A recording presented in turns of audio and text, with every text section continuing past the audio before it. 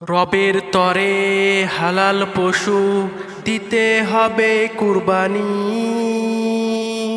রবের তরে হালাল পশু কুরবানি দিতে হবে। ইব্রাহিম নবীর স্বপ্নের ব্যাখ্যা তার তরে কুরবানি দিয়েছে। অন্তরে রাখো আল্লাহর ভয়, হালাল টাকায় পশু করো ক্রয়।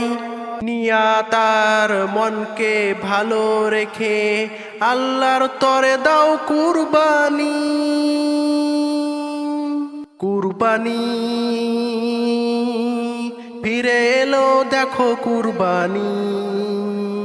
কুরবানি ফিরে এলো দেখো কুরবানি। পরপর 3 দিন কুরবানি দিয়েছে ইব্রাহিম নবী। শোনো,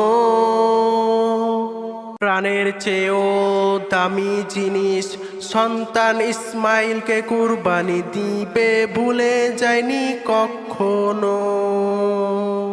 বিবি হাজেরার কাছ থেকে ইসমাইলকে নিয়ে পাহাড়ের চূড়ায় গিয়েছে আল্লাহ রাস্তায় কুরবানি দিতে। ইসমাইল নিজে মুখে বলেছে, চোখে পটি বেঁধে জবাই করার সময়, চোখে পটি বেঁধে জবাই করার সময় জান্নাতের দুম্বা হলো কুরবানি।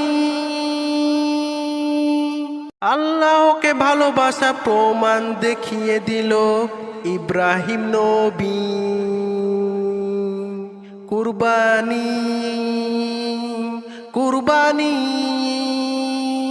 ফিরে এলো কুরবানি। কুরবানি কুরবানি ফিরে এলো কুরবানি। সামর্থ্য থাকলে কুরবানি তোমার উপর ওয়াজিব আছে। ধনী গরিব ভেদাভেদ নেই, সবাই কুরবানি দিতে পারবে। রক্ত মাংস পৌঁছায় না কিছু, তোমার ভালোবাসা আর নিয়াত কবুল হবে। হালাল টাকা উপার্জন করে সেই টাকায় কুরবানির পশু কিনতে হবে। ঈদের নামাজ পড়ে কুরবানি দাও, ঈদের নামাজ পড়ে কুরবানি দাও। পশুর লোমের সমতুল্য আল্লাহ দেবে নেকি।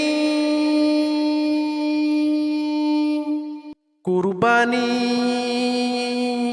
কুরবানি ফিরে এলো কুরবানি।